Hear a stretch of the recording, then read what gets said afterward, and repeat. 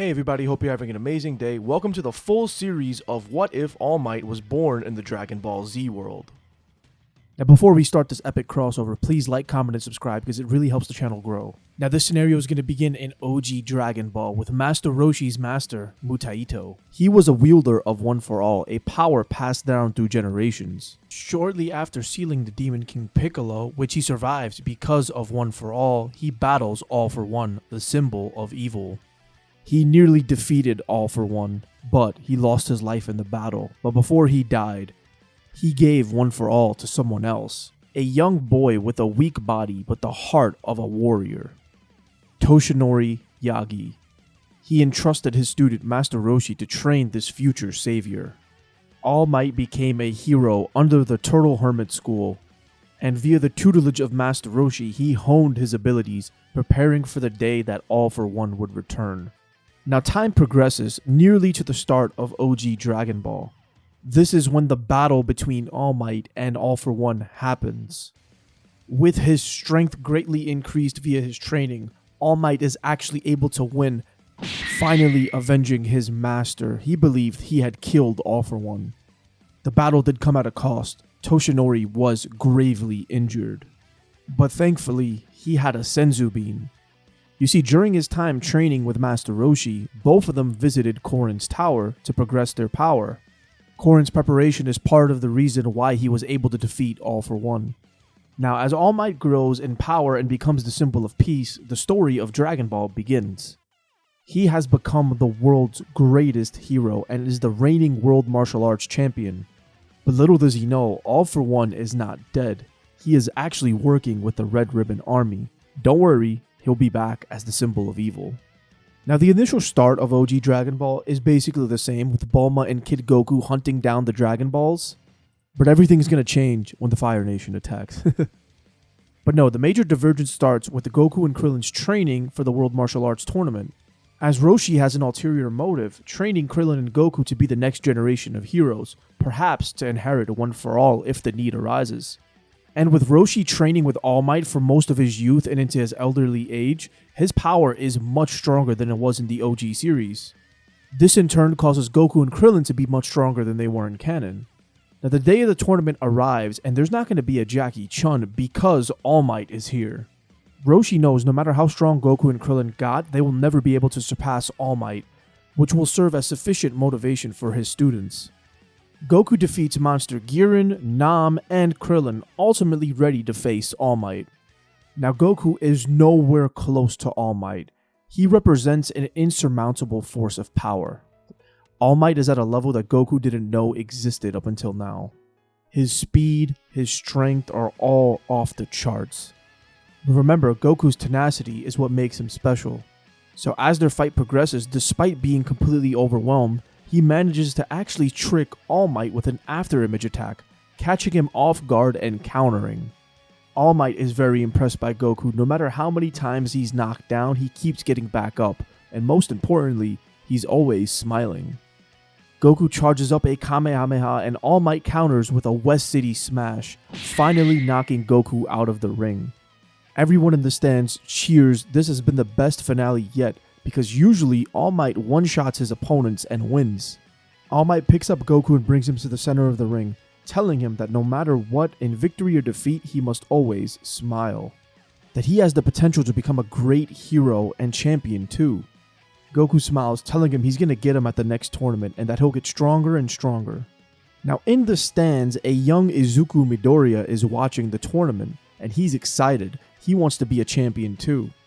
All Might tells Goku he's looking forward to facing him again and speaks to Master Roshi, telling him that he's been hearing whispers of All For One's return, and that he believes it's connected to the Red Ribbon Army.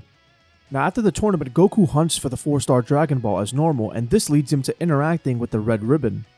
However, this time their goal is different. They're trying to capture him. All For One wants to convince Goku to join his side, and if that fails, he'll just absorb Goku's power into his own. In this version, All For One's power is that he can absorb the life force of other people, stacking it onto his own. Kind of like Imperfect Cell. While Goku might just be a child, he was able to give the symbol of peace his hardest fight yet. If he was groomed properly, he could become the next symbol of evil. Meanwhile, All Might has been hunting down the Red Ribbon Army, destroying their secret bases and lairs, looking for All For One. All For One dispatches one of his most fierce warriors, Mercenary Tao. And this time he defeats Goku with no difficulty because he was given extra powers by All For One. Goku is brought back to their main military base where he meets the real leader of the Red Ribbons. The symbol of evil explains to Goku what his goals are and how he wants the world to be truly free, telling him that people like All Might and his heroics have tied society down to him, slowing their progress and shackling them down. Telling Goku, is All Might not a tyrant for causing society to depend solely on him? Now Goku may be naive, but he doesn't believe All For One at all. Telling him that anyone who goes out and does their best trying to help other people is a hero. And that anyone who hurts innocent people is a villain. The Red Ribbon Army are just a bunch of bullies, and he's never gonna join them. Kid Goku was pretty black and white when it came to this stuff. All For One is disappointed. This child had potential, but he's been brainwashed by society. But it doesn't matter. He will just take the boy's power for himself. Goku struggles to get out of his restraints as All For One's hand reaches across his face. He begins to feel a sense of unease and fear. Suddenly a huge crash happens and All Might appears, smashing through the roof. He lands, telling Goku that it's all gonna be okay. Do you know why? Because I am here. All Might is ready to end the man who killed his master once and for all. And All For One has been preparing for this day since their last engagement. The personification of evil has been absorbing people left and right, the world's strongest fighters, to bolster his own power. He has also been working with a doctor to cybernetically enhance himself as well. With an infinite energy engine, he can now stand toe-to-toe with All Might. After freeing Goku, Toshinori tells him to flee, and he gives him a Senzu Bean because Goku is very badly injured at this point. Now, no one knows that Goku's a Saiyan at this point except us, so this gives him a massive Zenkai boost, granting him a nice power-up. All For One and All Might begin their clash, and they appear to be evenly matched, with the evil tyrant berating All Might for failing, just like his master did. Goku begins to take out the Red Ribbon Army support soldiers before facing off against Mercenary Tao for round 2. All Might actually seems to be struggling, and the symbol of evil recognizes this, telling him his old age is beginning to catch up to him, isn't it? The years of battles have slowed him down, haven't they? All Might yells, telling All For One to shut up, that as long as there is breath in his lungs, he will stand up to villains like him. He will go beyond, he will go plus ultra and destroy him.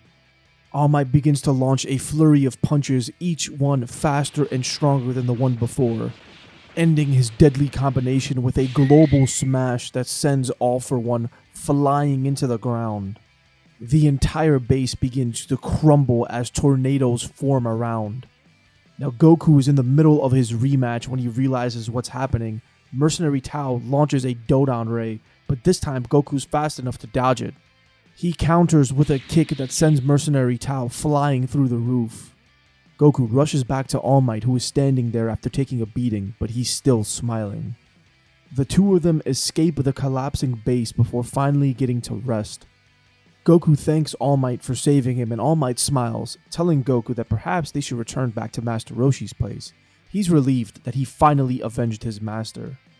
But little does All Might know, the symbol of evil isn't gone just yet. His body may have perished, but his spirit lives on. Dr. Gero, the only surviving member of the Red Ribbon Army, has recovered All For One's remains. And he will fulfill his master's dreams with Project Nomu. At Master Roshi's, All Might tells him about the battle, how the symbol of evil is finally gone, and their master avenged. The Red Ribbon Army is gone, and they can finally move on with the world being at peace once again. He believes it's time for him to choose a successor to inherit All For One, and All Might is gonna offer Goku his power, telling Goku that by consuming a piece of his hair, All Might's power will transfer onto him, that his strength will grow exponentially, allowing for him to become the next symbol of peace. Goku starts chuckling and tells All Might thanks for the offer, but he would much rather train and get strong. He would actually like if All Might trained him rather than just giving him his power. All Might is left speechless. He wonders if Krillin would accept this power, but then he realizes all these martial artists might be the same. All of them chasing the next level through sheer force of will, not a power-up. Now, All Might isn't injured or anything. The reason he wants to pass One for All on is because he feels his era as the world's symbol of peace is over. He wants the next generation to carve a new path forward towards freedom and stability. All Might tells Goku that he will train him, but only after he meets with his other former masters. The first stop being Korin's, followed by Master Popo, and then Kami. Kami actually offered All Might his place as Guardian of Earth. All Might refused because he's way too hands-on to be the Guardians of Earth. He wouldn't stop himself from intervening in every single thing that went down. So between now and the next tournament, Goku is actually going to get a huge leg up on his training. And in this tournament, All Might is actually going to bow out to allow for a new generation to enter the contest. It's Goku's crown to lose. Now in the tournament, everything goes relatively the same, except this time Goku's able to defeat Tien. And after his loss, they are able to help him see the light. All Might actually tells him that it doesn't matter what he did in the past. His actions going forward will define who he is. Between Roshi, Goku, and All Might, Tien's heart begins to change and soften. After successfully winning the tournament, Goku's training with All Might is ready to begin. Krillin and Yamcha are stunned at how strong Goku has gotten, and they ask All Might to train them as well. And he tells them the same thing he told Goku, only after they survive training with his former masters. Now little do the Z fighters know, but evil is lurking and Krillin is attacked by a monster. But with him being much stronger than in canon, he's actually able to dodge the attack. Tambourine manages to wound him, but Krillin is not killed. He screams out for help, and thankfully, All Might is here. The symbol of peace is confused. This looks like one of the Demon King's spawns, but it couldn't be. Tambourine is terrified at the sight of All Might and tries to fly, but he's hit with a West City smash. Goku and Roshi arrive on the scene and Roshi tells them that yes, it is the Demon King. Their worst fears have come true because somehow he has escaped his containment. Goku and Krillin are confused, but All Might tells them the story about how Master Mutaito almost died in his battle with the Demon King. Despite wielding One for All, the Demon King's power was truly formidable. They have to act quickly if they're going to find him, otherwise he will spread his corruption throughout the world. His children, the demon spawn, are entities of pure evil. All Might knows what he has to do. He has to go to Kami to find the location of Piccolo. And when he arrives, he asks how to defeat him once and for all. And this is when Kami reveals that the Demon King is him, all of his evil, saying that if they kill the Demon King, then Kami himself will perish as well. The eternal dragon will be no more. Suddenly the sky turns black and Kami worriedly says, "Oh no." The Demon King is working fast and he has summoned Shenron. The symbol of peace rushes over as fast as he can, but he's too late. A wish was made and before Shenron vanished, he was destroyed. The Dragon Balls are no more. They are permanently stones. He lands looking up at a young Demon King. His power is pure malice and hatred. It sickens All Might because it reminds him of All for One. Smiling in the face of evil, All Might says that it was his master who defeated him last time, and he's here to finish the job. Piccolo laughs. Despite his great power, One for All didn't help his master. It was luck, nothing more, that allowed him to be sealed.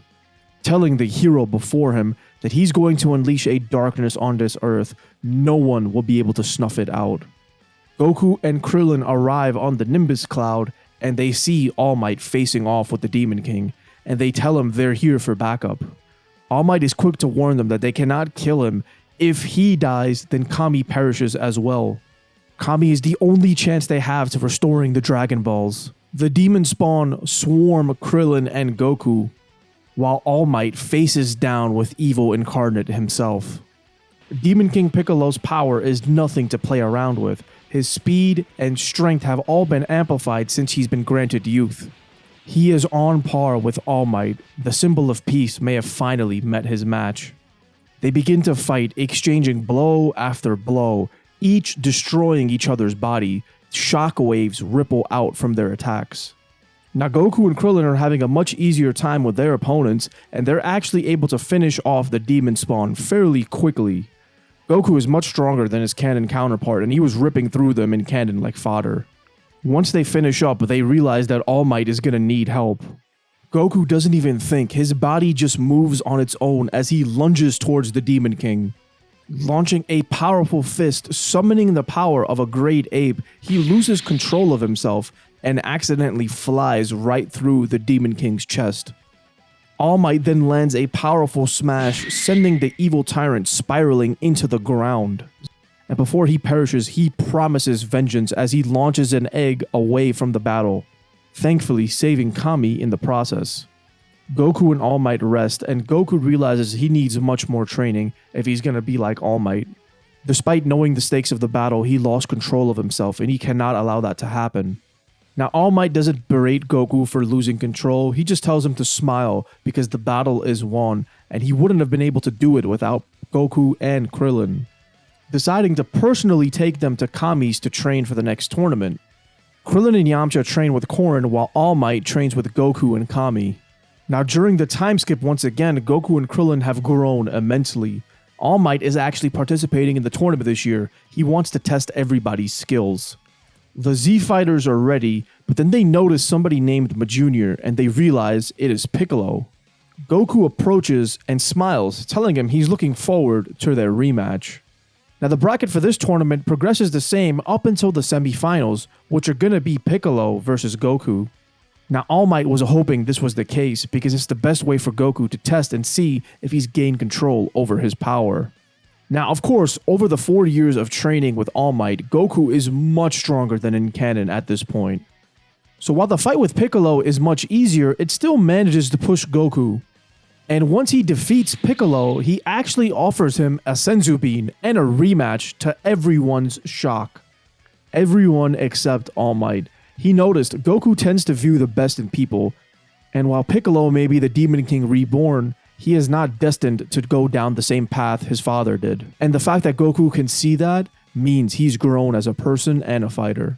And now it's time for the finale, Goku versus All Might. And again, unbeknownst to everyone, Goku is a Saiyan, so he gets Zenkais. After recovering from his battle with Piccolo, his power has once again skyrocketed. All Might is ready to face off against his friend and protege Goku, and the two begin their match. All Might is immediately stunned at Goku's speed. Goku is actually able to match All Might blow for blow, even using techniques like the solar flare and after image to keep him on his guard. In terms of raw power, All Might has the edge, but Goku's mastery of the martial arts is second to none. All Might realizes his best way to end this match is in one swoop, launching his biggest smash yet. He sends Goku flying upwards, but before he can complete his smash down, Goku launches a massive Kamehameha, sending All Might back down. Goku quickly follows up with a spinning back kick that sends All Might flying backwards. He rushes in to finish his attack but suddenly stops and begins laughing. All Might asks what's so funny and the crowd all gasps. All Might is out of bounds. Goku wins! Using All Might's momentum against him and at the last second changing his direction of attack caused All Might to go off balance. All Might is impressed and bows before the new martial arts champion as the crowd erupts in a roar. A slightly older Izuku is stunned at what he just witnessed. He's definitely going to want to participate in the next tournament. Now, one thing I want to address before we start the Saiyan Saga scenario is All Might's powers and why he's able to hang with the Saiyans. Now, in the My Hero Academia world, All Might has a quirk called One for All, which stockpiles tremendous amount of energy as it's passed from user to user. It continuously grows, and for the Dragon Ball Z world, it's going to allow All Might to constantly surpass his limits. The stronger he makes his body, the stronger One for All gets. And when he passes One for All on, whoever gets it is going to get a huge power boost. Training is rewarded way more heavily in the Dragon Ball Z world than it is in the My Hero Academia world. Now with that little caveat, the Saiyan Saga is going to begin as normal, with everyone going to Master Roshi's place for a reunion. Goku has been training with All Might throughout the time skip, and Gohan is born. And as he grows up, he's greatly influenced by All Might and Goku. And with All Might being so great, Chi-Chi allows Gohan to train more than canon as long as he studies alongside it. Also, during this time skip, All Might has met with Izuku Midoriya. He's around 14 years old. And he has begun training him to see if he is worthy of being the next user of One for All. At Master Roshi's, All Might introduces Izuku to Goku and Gohan, while Goku introduces Gohan to everyone else. They're all having a blast when suddenly an evil force approaches. Raditz has crashed the party and he begins to tell Goku his origin. How he is a Saiyan sent to this planet to conquer it. He also demands that Kakarot join him and the prince to help them take over this planet they're having difficulty with. Goku flat out refuses and All Might steps in, saying there will be no conquering today. Raditz begins to laugh at the Earthling and then he notices Gohan. He quickly blitzes towards them. Goku and All Might react, matching his speed, but they're taken off guard when he grabs Gohan instead. It's suddenly a hostage situation and Raditz tells Kakarot that he can have his son back if he joins him. And to put on the pressure, he threatens to kill 100 people a day until Kakarot submits. He tells them that their power levels are impressive for such a weakling planet. But before he can fly off, Izuku suddenly leaps at him. Raditz slaps the boy away, nearly killing him. Izuku doesn't know what happened. His body moved without him thinking. All Might rushes towards his pupil's side before yelling at Raditz, who flies off, quickly giving Izuku a senzu bean, before reprimanding him for being so stupid and reckless. With tears in his eyes, Izuku tells him he couldn't just let him take Gohan away. All Might and Goku know what they have to do. They ask Krillin and Bulma to watch Izuku before taking off to find Raditz. Piccolo is also trailing behind them. They land at Raditz's location and he mocks them for wanting to protect humans. They're so weak. He then does admit that All Might's power is impressive, but it's nothing compared to a Saiyan's, but it's commendable that he was able to get this strong. He will die a warrior's death. He then also yells for the Namekian to reveal himself, and Piccolo comes out from his position, telling Raditz it's his destiny to conquer this world. Now we all know Raditz's power level is 1500, but both Goku and All Might have been hiding their true potential. They've been wearing special weighted clothing, and when they remove it, their power suddenly begins to rise. Raditz is both surprised and angered, but it doesn't matter because he's going to kill them all and drag Kakarot's corpse off this world if that's what it takes. Piccolo tells them that he will stay back and let the heroes handle this. If they fail, Piccolo will finish Raditz with a special move he's been saving for Goku. All Might and Goku charge at Raditz, who is taken aback at how powerful they really are. Now at this point in the story, Raditz doesn't stand a chance against them, but his explosive ki attacks keep them at bay. Goku then remembers that he can grab Raditz's tail and it's probably a weak spot for him, just like Goku's was as a kid. Goku rushes in with blinding speed, grabbing it, allowing All Might to land a smash, knocking the Saiyan down into the dirt. All Might then hears a voice coming from the device on Raditz's head, realizing it's some sort of two-way communication radio. On the other end is Vegeta asking if Raditz has gotten the job done yet. All Might answers saying Raditz is down for the count and that he is here. Vegeta's angered. How did Raditz fall to a bunch of puny earthlings? Kakarot was a low-level warrior. How did he do this? And his anger quickly turns to arrogance as he warns All Might that he is coming to Earth and that he won't go down like that weakling Raditz. In fact, he's like 15 Raditzes. He tells All Might to kill him, that he's a weak disgrace to the Saiyans. All Might immediately knows that Vegeta means business. What kind of cold bastard orders the death of their ally? Who exactly are these Saiyans? They need answers.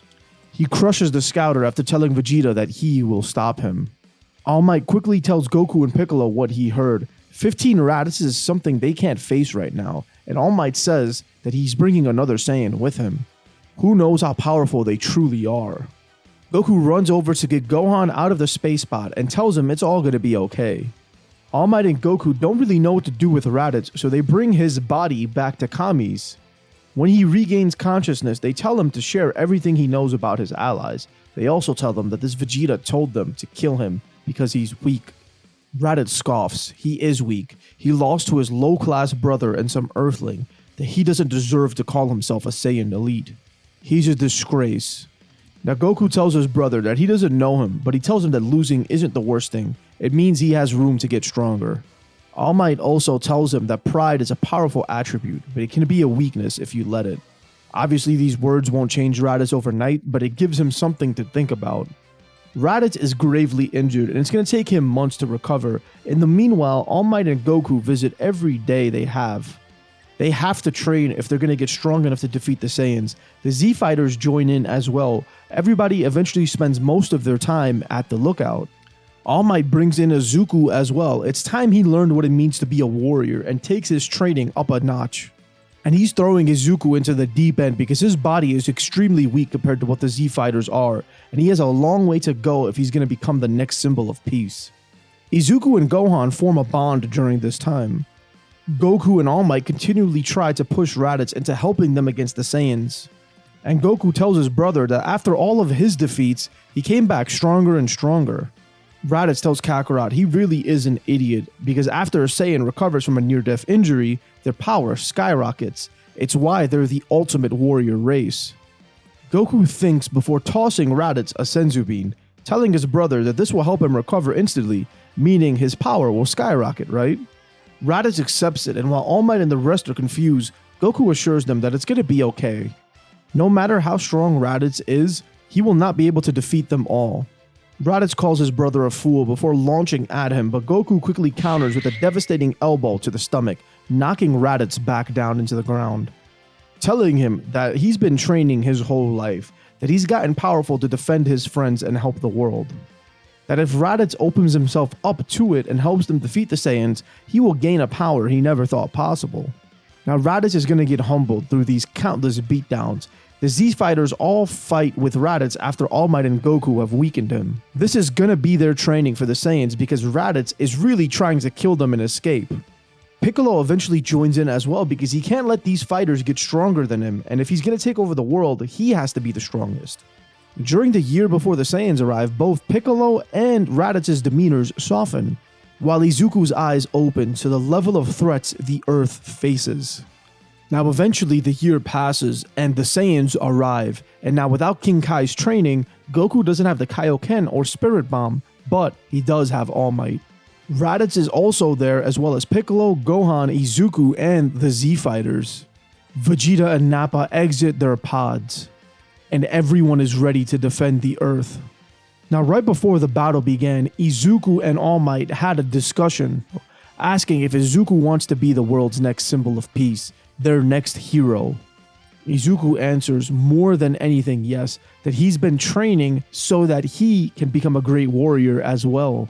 All Might then tells him the secret behind his strength, how before his master passed away, he gave him one for all, and that if Izuku wants this power, it is his because All Might has deemed him worthy.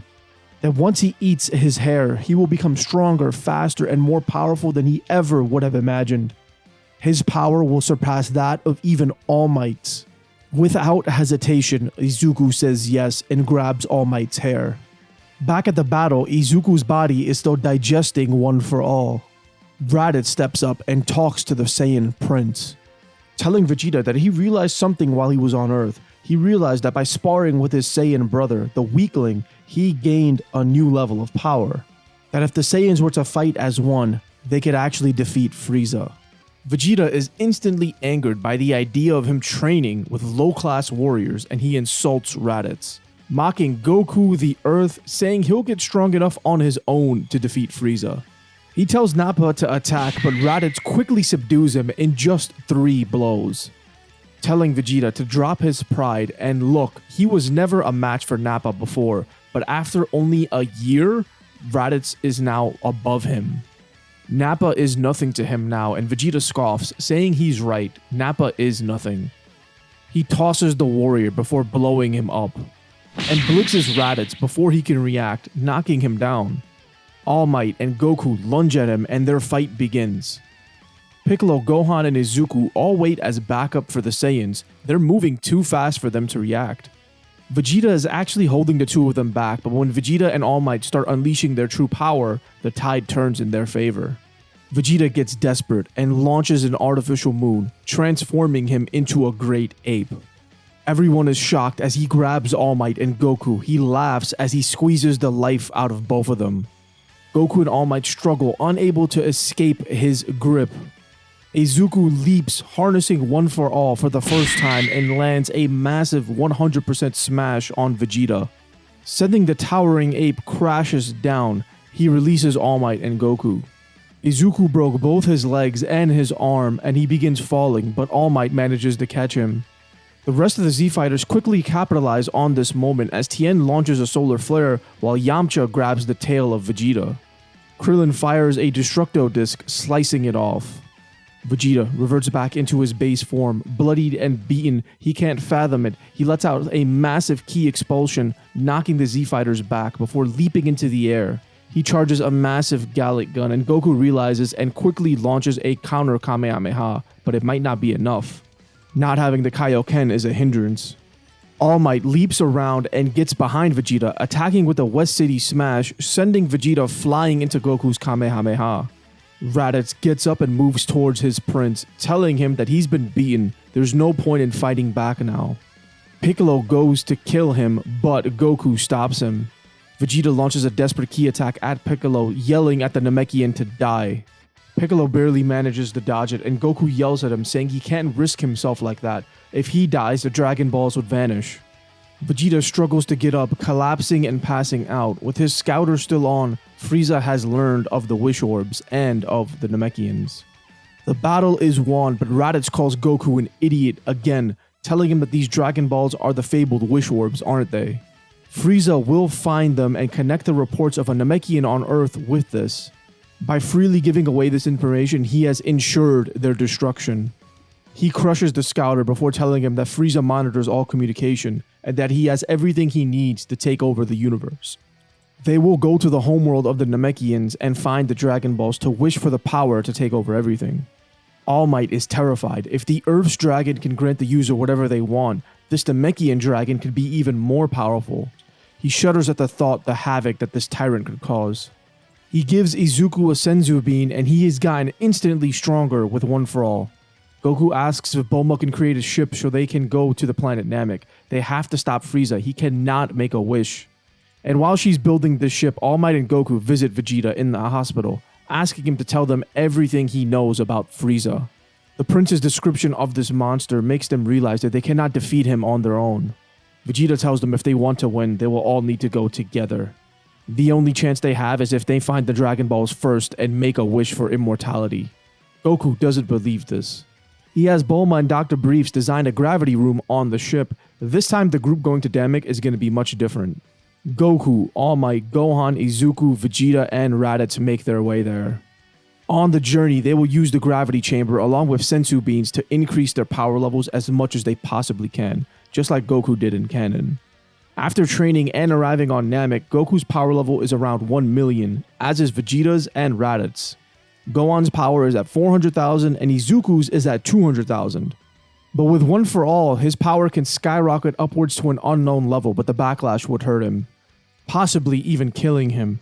All Might's power fluctuates between 600,000 and 1 million. He doesn't have One for All in him anymore, but he can call upon its remains if he needs it. Though eventually he will lose his power. Now I know these power levels seem extreme, but remember, the training in the gravity room, the Senzu Beans, and the fact that they were training with each other has skyrocketed their abilities. In DBS we learn from Whis that Saiyans training amongst each other is the best way for them to grow. Zenkai Busco Burr. Now once they land on the planet, it is apparent that the Frieza force is here. They rush towards the epicenter where the highest level of energy is gathered. They find dead Namekians all along their route. Villages destroyed and burned, innocent lives lost. All Might is pissed. At Guru's palace, Frieza is trying to torture the Elder for the final Dragon Ball, but he's refusing. All Might bursts through the ceiling yelling, "I am here," and he quickly dispatches the Frieza Force members. Izuku and the Saiyans arrive shortly after. Frieza stands up, confronting Vegeta, saying he always knew you monkeys would turn against him. He turned their filthy planet into ash because they were inferior to him. He only wishes he told Vegeta sooner so he could see this look on his face. Izuku and Gohan wait in the back as Vegeta, Raditz, and Goku fight Frieza. The three Saiyans form an unlikely alliance while All Might is dealing with the Frieza Force. While fighting Goku, Frieza has flashbacks of another Saiyan that looked just like him. It can't be. He's dead, right? Now, the three Saiyans combined are more than enough for First Form Frieza, and their initial blitz catches him off guard. They're able to land a significant amount of damage before Frieza transforms. Izuku and Gohan cheer them on as they seem to be winning, but the ground starts quaking as suddenly Frieza transforms, going into his second form. The fight is much closer, but the Saiyans are still able to inflict more damage on him. Frieza is disgusted. How could these monkeys be so strong? How could they do this to him, forcing him to use even more of his power? He decides enough is enough and transforms into his final form. He has suffered enough humiliation at these monkeys' hands. Now, despite the damage the Saiyans caused him, Frieza's final form is more than the Saiyans, even though it's weakened. The desperation begins to take hold as All Might joins the fray, but the four of them don't stand a chance. Final form Frieza is just too much for them. Izuku, once again feeling the desperation, lunges at Frieza with a max-powered one-for-all smash. Now, his max power is unknown, but remember, one-for-all stacks power exponentially.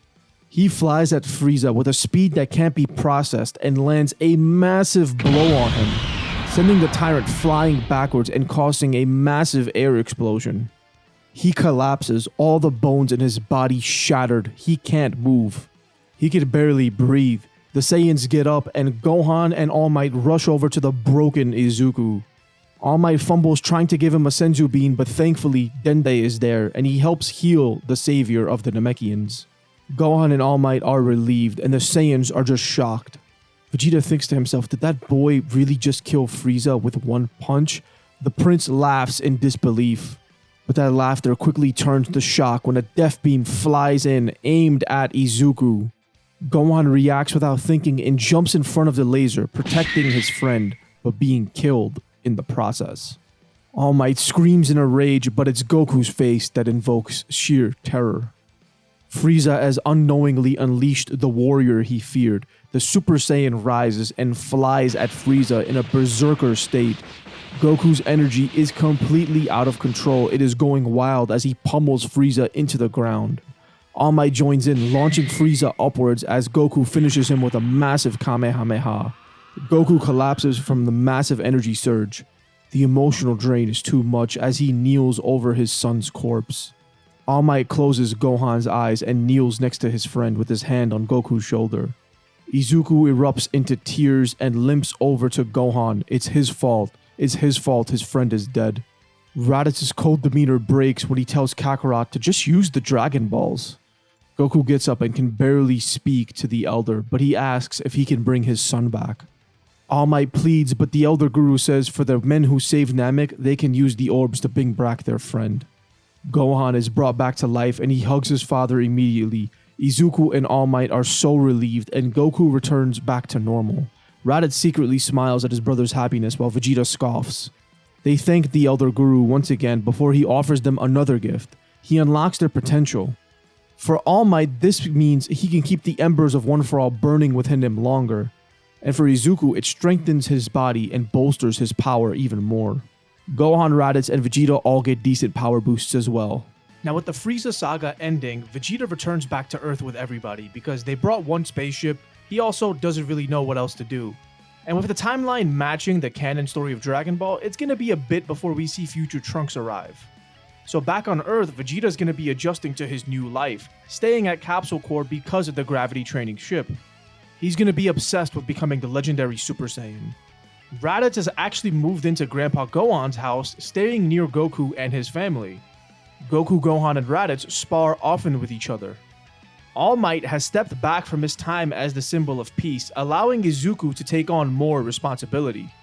His training with One For All has progressed very nicely. Some semblance of peace has returned to the Earth, but not for long. Time progresses and suddenly one day they sense a huge energy spike in the desert. Sensing the monstrous energy of Frieza, Goku, who is with All Might and Izuku, rushes off over there, while Gohan and Raditz, who are training in the woods, join them as well. Vegeta is training in seclusion when he senses this as well. Goku, All Might, and Izuku land, seeing a weird ship and two strangers facing off against King Cold and some of the Frieza force. The two warriors destroy them in what seems like a second. King Cold came to Earth seeking revenge for his son, but instead he found his demise. Goku, All Might, and Izuku step closer, realizing that one of the boys is a Saiyan as his hair turns from gold to purple. The other one looks larger than life, and he's actually dressed the same as Izuku? Future Deku looks at All Might and immediately rushes over, hugging and bowing to his master. All Might, at a loss for words, just asks, how? Future Trunks flies over and explains what happened in their timeline. He describes in horror as All For One somehow returned. He stole the life force of the Z Fighters, even managing to get his hands on All Might. The embers of One For All gave him a power that was unfathomable. He used it to destroy the Saiyans before taking the life force of Goku, Vegeta, and Raditz. Terrorizing the future as the symbol of evil, Future Deku and Future Trunks only managed to survive thanks to Future Gohan and All Might. He survived the life force transfer but became a sickly looking skeleton. They secretly trained for their final war, but they failed. All For One managed to kill Future Gohan and All Might.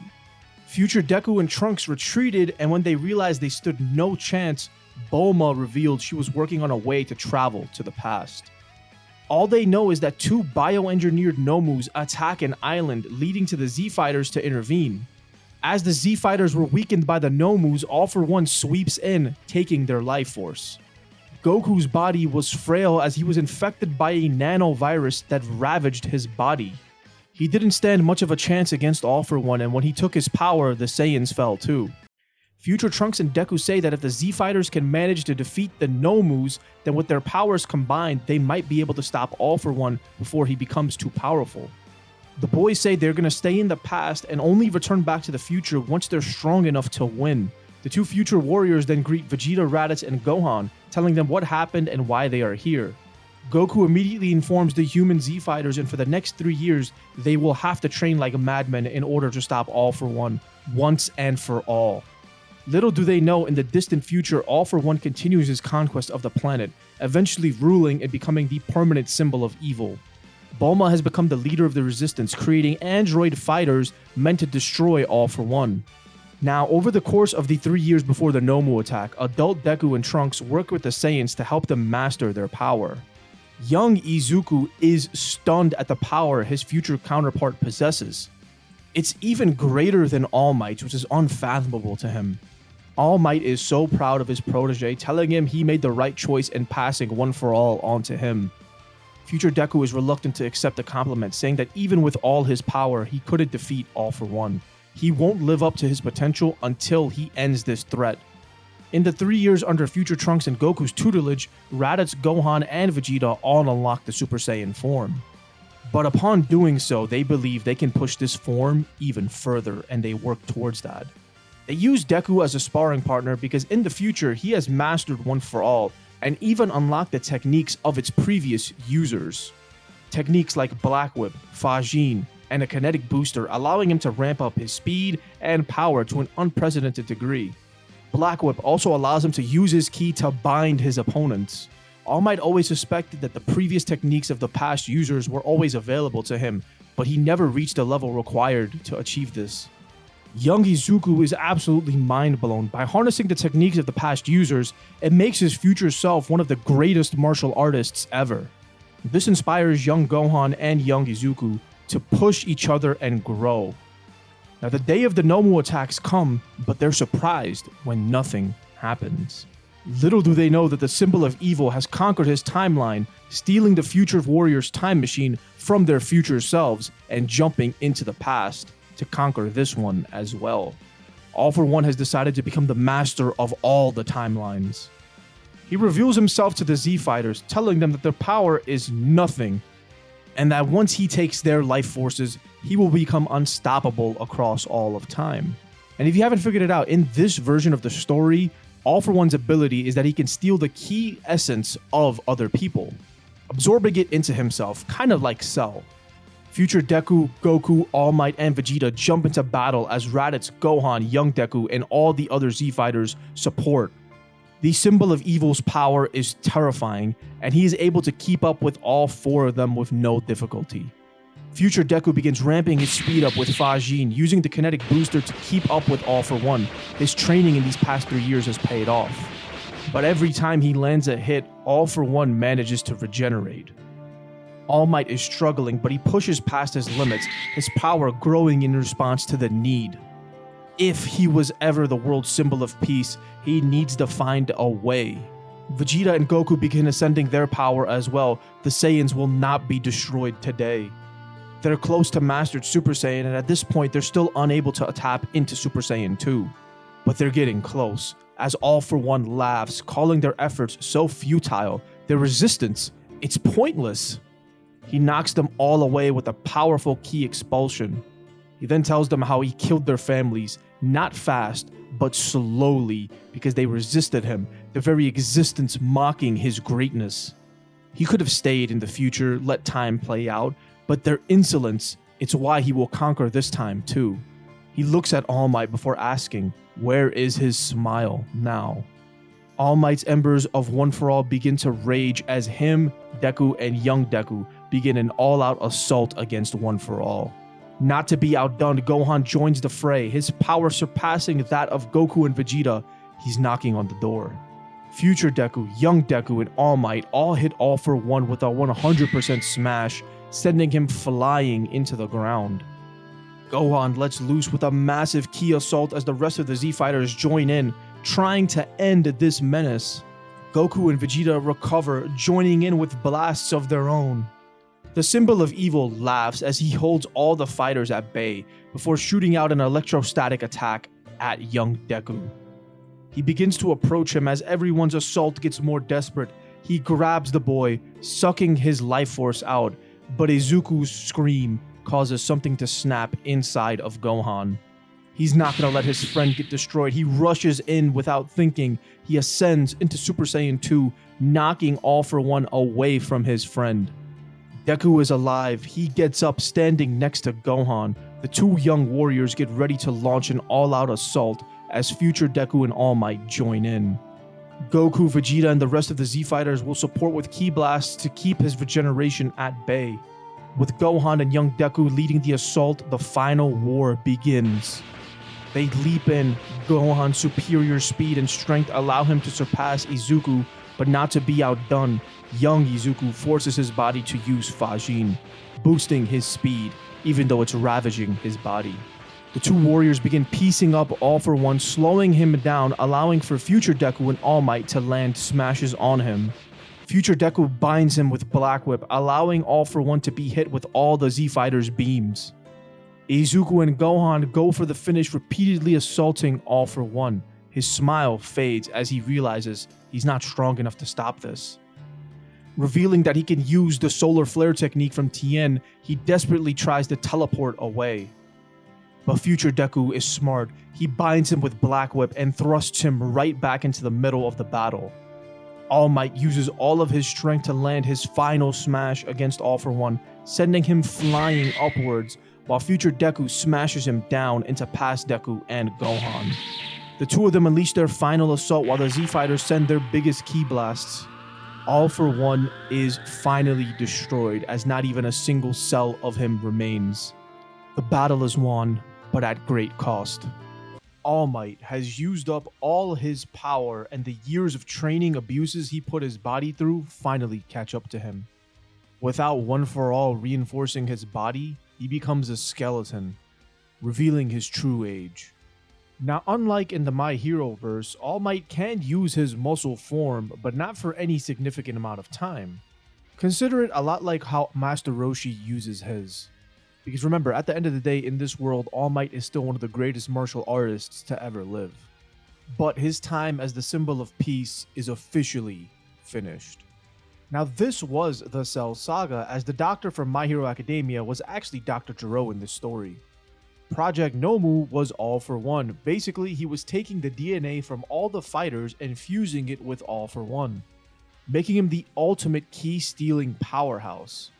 The world is once again at peace, and when future Deku and Trunks get ready to return back to their timeline, they realize the symbol of evil is no more. Because to ensure the continuity of the timelines, they're going to have to jump into the future where All For One stole their time machine and killed them. They also remember that there's no Dragon Balls to undo all the damage he may have done while they were gone. Goku, using his head for once, realizes that they have a planet Namek in the future. Bulma, after researching and talking to Kami, gives them the location alongside a fresh dragon radar. Goku tells the boys to revive Kami and Piccolo, as this will revive the Dragon Balls. This way they can undo the damage done to the Earth by All For One, and also they'll have a working set of Dragon Balls, which can come in handy.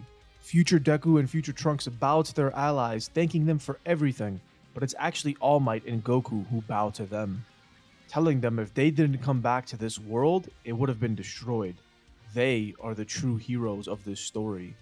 The young warriors with a renewed sense of vigor return back to their timeline, where they make the journey to Namek, begging the elders to bring back Kami. They use the new Earth upgraded Dragon Balls to restore the planet, reviving all of the Z Fighters and everyone who lost their lives to All For One. The symbol of evil's reign of terror is officially over, and he will be nothing but a blip in humanity's radar. Back in the present timeline, Vegeta is shaken. His battle with All For One, being forced to team up with everyone, it completely shattered his self-image. The journey for him discovering who he really is begins now, starting with Bulma and their newborn baby. He wants this Trunks to be just like his future iteration. Now, in the time skip to the Buu Saga, the story can't really change much, except for the fact that Gohan and Deku attend high school together. Gohan meets Videl, and Deku actually meets a nice girl, Uraraka. The boys continue adjusting to their lives as Gohan has joined Deku in helping the world, donning the identity of the Great Saiyaman. This has also forced the boys to train together non-stop and consistently. All Might is having trouble adjusting to his life. Fully retired, he actually spends most of his time hanging out with Master Roshi, or Korin, or Kami. His former masters welcome the presence of their protege. Piccolo actually spends time with Kami as well, reconciling with his other half as All Might's positive influence is rubbing off on him. Goku and Raditz are getting along better than ever, and they train alongside Goten, and Chi-Chi has found a balance between studies and fighting, allowing Goten time to train. Vegeta has personally taken charge of Trunks' training, vowing to make him surpass Kakarot's son, as well as his own future iteration. Goku and Vegeta's families see each other very frequently as Goten has playdates with Trunks.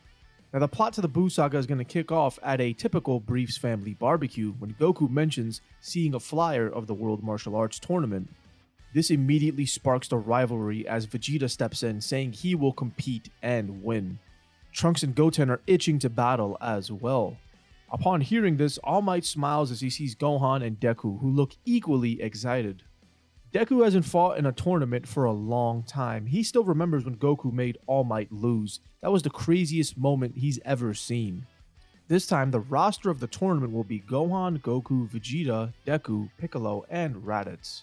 Goten and Trunks are going to fight in the kids tournament, and actually Krillin decides to join as well, because unfortunately for him, there is no Android 18 in this timeline. But if it's any consolation, in the future timeline, Krillin and Android 18 still hook up. True love finds a way. Our awesome tournament is of course going to be interrupted by the troublesome Majin warriors. But this time, they jump Deku as he faces off against Kibito. Shin, barely able to hold him back, tells the Z Fighters to let this happen. The Majins connect, taking some of Deku's energy, but Gohan can't stand back and let it happen. He jumps in, knocking the two warriors away. The Majins quickly fly away with Deku's energy as Gohan helps his friend on his feet. Shin and Kibito look on in annoyance. Why didn't Gohan just listen to them? Vegeta, Goku, Gohan, and Deku leave to follow them with the Kais. Raditz, Krillin, and Piccolo stay behind, watching the tournament as it progresses. On the way there, Shin explains that the Majins are working for a wizard named Babidi, and they're trying to resurrect Majin Buu, the greatest evil in this universe. Their plan was to let them steal energy before following them back to Babidi's place in stealth. The Majin warriors land, and as they hand the energy container to Babidi, Gohan and Deku crash in, destroying it. The Majins are knocked out while Deku and Gohan face off against Deborah and Babidi, the surprise attack catching them completely off guard. Remember, Gohan and Deku have been superheroing for a while now, so their confidence in their own abilities is sky high. Gohan has perfected Super Saiyan 2 while Deku has mastered All for One. They're the strongest fighters, and their combination attacks are devastating. Deku quickly uses Black Whip to bind Deborah and Babidi, while Gohan unleashes a new move we've been working on. A Masenko Smash. He charges up a Masenko, using it to empower his punch and knocks Deborah out cold. With Babidi bound, Deku squeezes Black Whip, rendering him unconscious. Boo's egg is retrieved, and while Babidi is imprisoned, he is sent to the Galactic Patrol. With the boys beating Boo so quickly, they all hurry back to the tournament. The match between Raditz and Krillin is heating up. Piccolo was already eliminated by Raditz. Upon seeing his brother return, Raditz quickly beats Krillin. Mr. Satan, being terrified, suggests a battle royale setting. Last man standing wins all the prize money. Raditz, Goku, Vegeta, Gohan, and Deku all face off in a battle royale with Mr. Satan. Unfortunately, the People's Champ hasn't unlocked Ultra Instinct just yet, so he is promptly eliminated. Followed by Raditz, then Gohan, followed shortly by Deku. Deku may have mastered One for All, but the techniques of all the previous users aren't enough to overcome the pride of the Saiyans. Goku and Vegeta weren't going to stand idly by and let the kids surpass them. They've kept their true power hidden away. They finally get to go all out against each other. And Goku reveals something, unveiling the Super Saiyan 3 form. Everyone is in awe, the pinnacle of Saiyan strength. But Vegeta laughs, saying Kakarot is a fool if he thought the mighty prince would stop his power at an Ascended Saiyan. He unleashes Super Saiyan 3 as well. The two Saiyan warriors share a smile together before battling in. Their battle erupts the ring and ends with an epic clash of Gallic Gun versus Kamehameha. Their rivalry has truly come full circle. Goku gets the edge on Vegeta as he was slightly stronger due to mastering Super Saiyan 2 quicker. Vegeta gets eliminated, but there's no hard feelings. He acknowledges his defeat to Kakarot, telling him that he'll catch up. This battle could have gone either way, so Goku better not get too cocky. Deku and Gohan are happy despite being eliminated as Videl and Ochaku come in to check on them. The young romance is in the air as we end off the Buu saga officially right here. The Earth enjoys 5 years of peace after the Buu saga, and during this time skip, All Might actually decides to join the Kais for their training.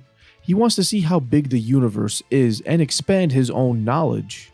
Now on Earth, Gohan and Deku continue protecting the planet, growing closer with their love interests, eventually marrying them. Deku and the Great Saiyaman are regarded as the greatest champions of Earth, and their power continues to grow exponentially as Gohan eventually unlocks Super Saiyan 3, inspired by the fight Goku and Vegeta had. And Deku's mastery of One for All is all but complete at this point. Vegeta focuses on mastering the Super Saiyan 3 form for his eventual rematch with Goku. Him and Raditz grow closer during this time.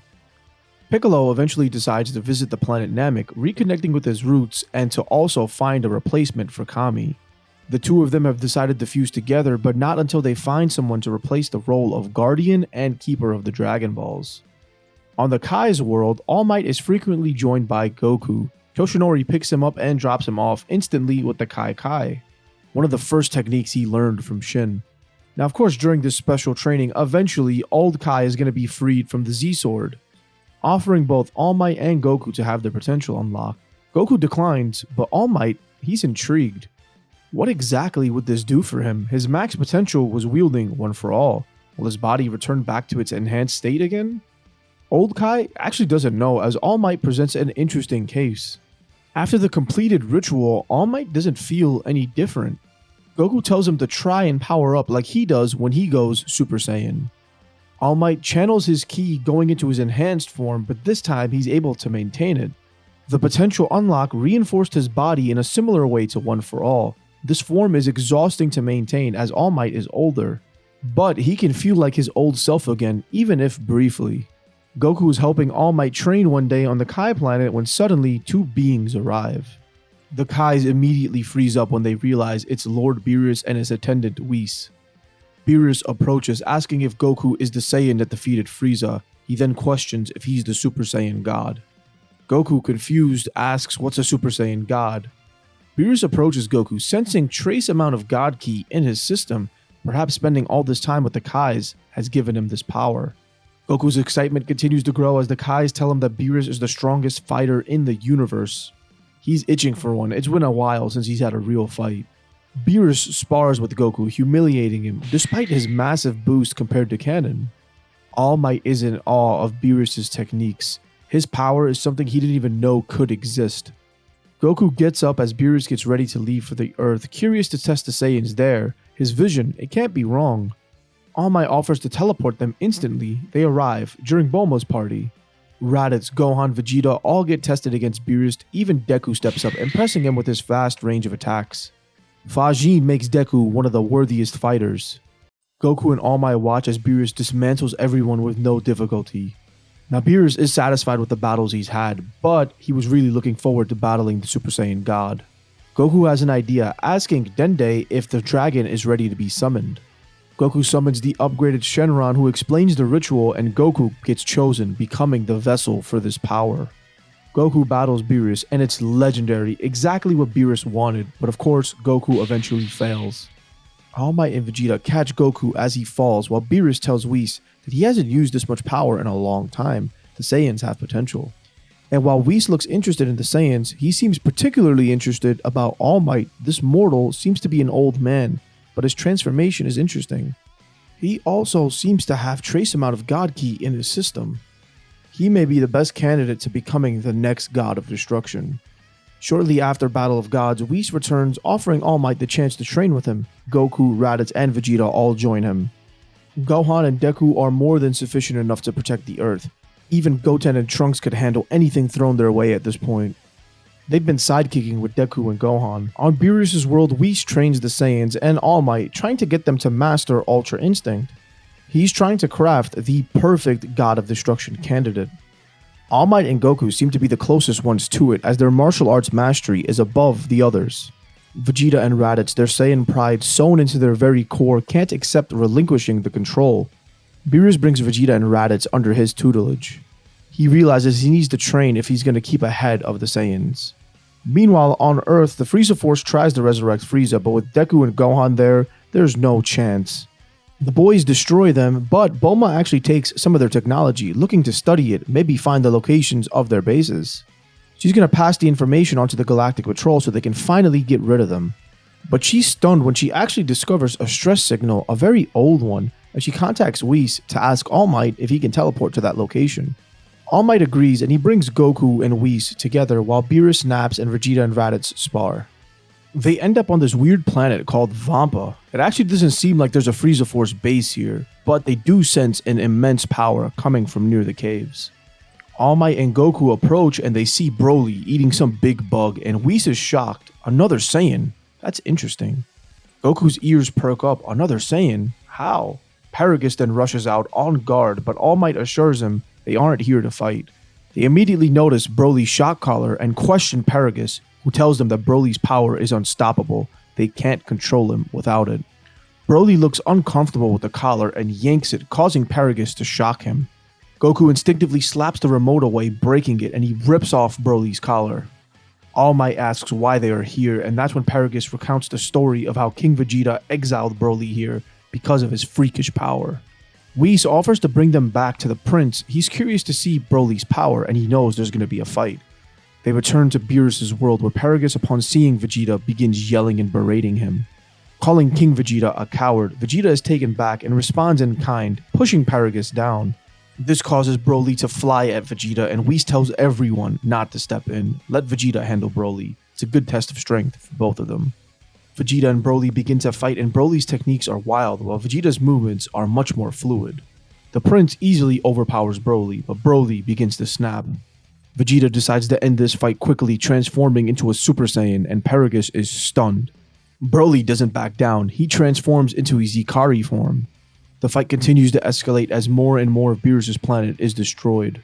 Vegeta transforms into Super Saiyan 3, the pinnacle of Saiyan power, and Broly, without having Paragus die, is unable to push himself into the legendary Super Saiyan form. He gets knocked out cold by Vegeta. Vegeta is impressed at Broly's power. He held his own despite not knowing how to transform into a Super Saiyan. He returns asking Paragus what his father did, and when Paragus tells him, Vegeta scoffs, calling his father a weak old fool. That despite Broly's mutation, he is not stronger than the prince. He assures Paragus he is not his father, and he welcomes the challenge. Paragus is taken back by the prince's word, and he sees that he is true to it. All Might tells Paragus that Broly can stay here. They'll teach him how to harness his power, but he has to be the one to let him go, finally trusting Broly. Paragus sees the unconscious body of his son and goes to him, waking him up, telling him to listen to these warriors, that they will help him. All Might takes Paragus to Earth, where he gets set up with his own capsule house. Now with Broly there to spar with, the Saiyan's power levels get boosted to insane levels, unlocking Super Saiyan God, then Blue. All Might learns to harness God Ki, and it reinforces his body even more so. His raw power without One For All now is astonishing. He may even be stronger than he was in his prime. He can now hold his ultimate form for a significant amount of time. Even without it, his body's power is tremendous. So now, speedrun, the Universe 6 tournament is an absolute wash because the team of All Might, Raditz, Goku, Vegeta, and Broly is simply too much.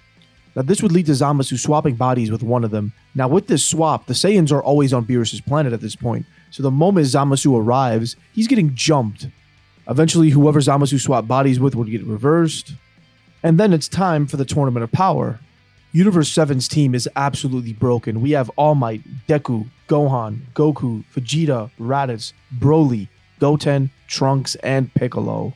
It's not even close, and when it comes time to face Jiren, Goku triggers his UI like usual, but when he fails, All Might steps up, stopping Jiren from KOing him. All Might transforms into his ultimate form, summoning all of his power. He begins to fight Jiren, the God Ki amplifying his movements and speed. As he fights, he begins to slow his breathing, anticipating Jiren's movements. Jiren's fight with Goku showed All Might the beauty of UI and how it felt. This is everything All Might's been training for. It's why Master Mutaito entrusted One For All with him. He may no longer be the symbol of peace publicly, but in his heart, he still is. He has to defeat Jiren to protect the world. No, to protect his universe. The passionate embers begin to flicker within him, roaring into a fire as his eyes turn silver. All Might transcends his limits, going Ultra Instinct. The gods are shocked. How is this possible? 2 mortals? And All Might's form seems to be even more stable than Goku's was. All Might begins pushing Jiren back while Goku finds his footing, seeing his friend take on this monster. Vegeta and Raditz, not being surpassed, quickly finish their fights, transforming into Super Saiyan Blue, and Vegeta unveils Ultra Ego. Together, they begin to push Jiren back further and further as he unleashes more of his power. Gohan and Deku join as well, landing combination smashes, but it's ultimately All Might who lands the finishing blow. All Might channels all of his powers, his memories, all of his experiences, and hits Jiren with a Universe 7 smash, sending Jiren flying into the oblivion. Jiren holding back cost him dearly. Now the rest of the tournament is a clean sweep for Universe 7 because between all the Saiyans and their power, they individually surpass most universes. Like bro, they have a controlled Broly. It's a wrap. At the end, All Might is declared the MVP, and being who he is, he wishes everyone back. The symbol of peace holds his fist up as he knows his master would have been proud of the person he became. Whis looks on proud. All Might is the clear candidate for the next god of destruction. But this is what I think would happen if All Might was born in the Dragon Ball Z world. Thank you so much for watching and commenting and liking every time I post. Please let me know what you guys thought about this scenario down in the comments below. And don't forget to hit subscribe for more. Peace.